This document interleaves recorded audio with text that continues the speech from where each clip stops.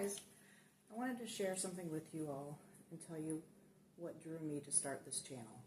Yes, I have notes. This is my first YouTube video, so I'm a little nervous, so bear with me while I check my notes and make sure I'm following my timeline. But I just want to sit and have a chat with you and introduce myself and let you know what my channel is all about. A few days ago at about 5:30 in the morning, we got a text followed by a phone call. Normally, I don't answer texts at 5:30 in the morning. I kind of ignored it. But then when a phone call came immediately afterwards, I answered because I thought, well, someone's trying to get in touch with me.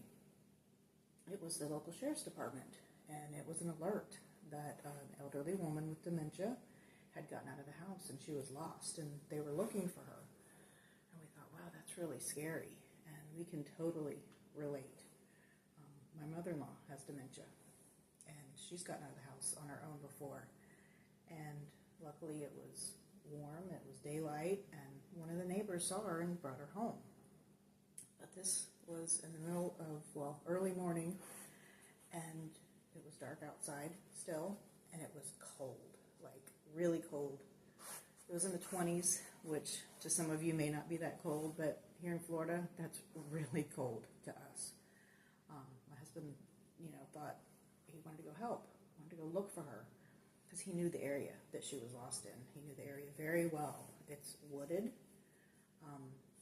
and he ran those woods as a kid and knows them very well.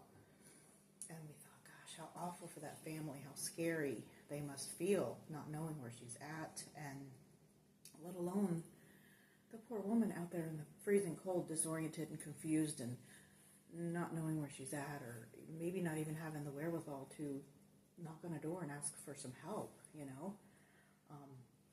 But luckily, we got an alert shortly after that she'd been found. So we were very relieved. And it just made me think, we need a community. There are other people out there that are caregivers. By the way, my name's Ashley. My husband and I are caregivers for my mother-in-law. We live with her, and we don't even know exactly how long she's had dementia. My father-in-law took care of her while he was still alive and didn't tell any of us. Things had gotten to where he had taken over the finances, taken over most of the cooking, stuff like that. But he didn't want to burden us, apparently. He never mentioned it. But about 4.5 years ago, they both went into the hospital during COVID. It's a long story. There's more to it, and I can tell more.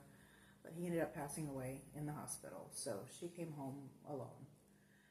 At that time, my sister-in-law took some time off and to get her settled back in, and she wasn't doing real well at that time, and that's when her dementia really kicked off from, I don't know if it was COVID, being in the hospital, in that environment, as far as being a different environment that she's not used to, or what it was exactly, but she wasn't doing very well at that time. My sister-in-law moved in with her, got her back to health. She did end up, getting mostly back to herself. And she was pretty high functioning at that time. She still could walk on her own and feed herself, and even make her own food, within reason, easy stuff. But it was at that point that we realized something just wasn't quite right, and realized that she had dementia. So, like I said, my sister-in-law moved in, took care of her, ended up being 4.5 years, almost 4 years of her staying here with Mom. She didn't plan on that, but it's just the way it needed to be. She did have a little help. We would come help on the weekends. Other family members would come help when they could. But basically, she was alone. And it was a long, almost 4 years, and she needed a break. So I work from home 4 days a week. My husband's schedule is flexible. So we made the decision to move in and take over and give her a break. I mean, she needed a break. That's just a lot for anybody. And she's alone. She was by herself doing it. At least we have each other. We have each other not only to help with, household chores and whatever needs to be done with Mom, but also to vent to talk to bounce things off of, to get ideas from, and even sometimes to say, hey, take over. I can't right now, and it happens. Sometimes you need a moment to yourself to just kind of step away, and we have each other that we can say that, come step in, please. But since that time, Mom has steadily regressed. She needs full-time care now. She can't walk any longer at this point. Can't do anything for herself, really. Can't bathe herself, feed herself, any of that. So we're here, and we're happy to be here. We are so thankful that we have this opportunity and that we're able to do this. But, caregiving can be taxing mentally, emotionally, physically. It can be isolating. It's like you've given yourself a jail sentence, in a jail cell, which is the home that you can't really leave because one of us has to always be here with her. She can't be alone. Again, thankfully we have each other that, one of us can go get groceries, or when I have to go into the office or when he has to work, one of us is always here. It's tiring, and at times it can be frustrating. It's like having a toddler that you're having to do everything for, and you try to tell them how to do it so they can do it themselves, but unfortunately, she's not a toddler, and she doesn't learn. It never gets better. In fact, it gets worse. So it can be very frustrating, same things over and over every day, and you just don't understand why they don't understand, but they can't help it. It's not their fault. They're not doing it on purpose. They're not trying to aggravate you or irritate you. They just truly can't help it.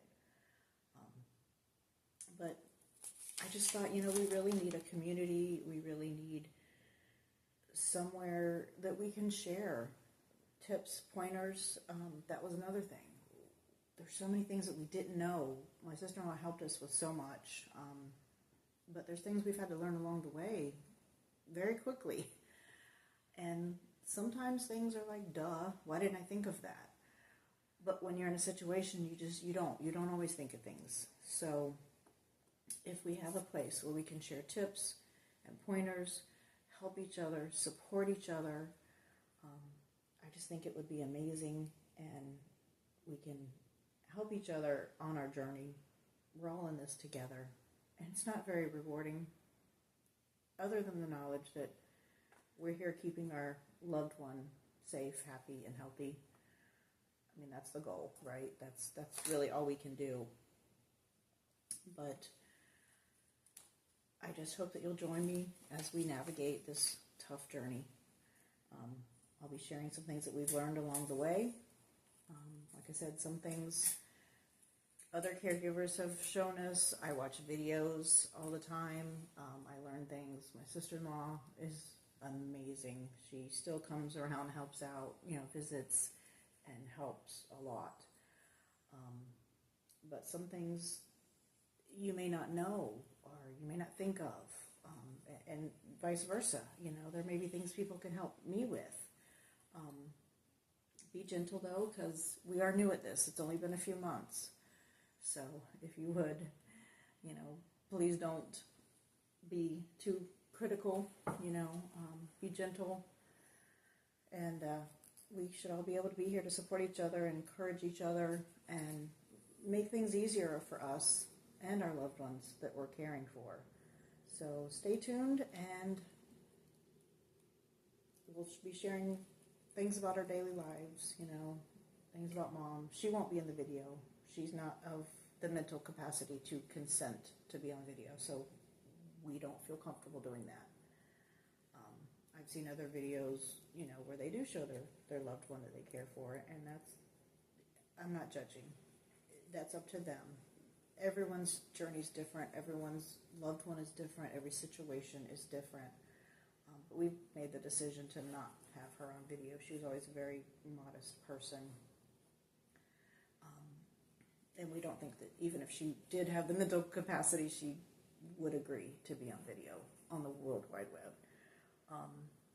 another thing too is I'm going to try to be as raw and vulnerable and transparent as I can be.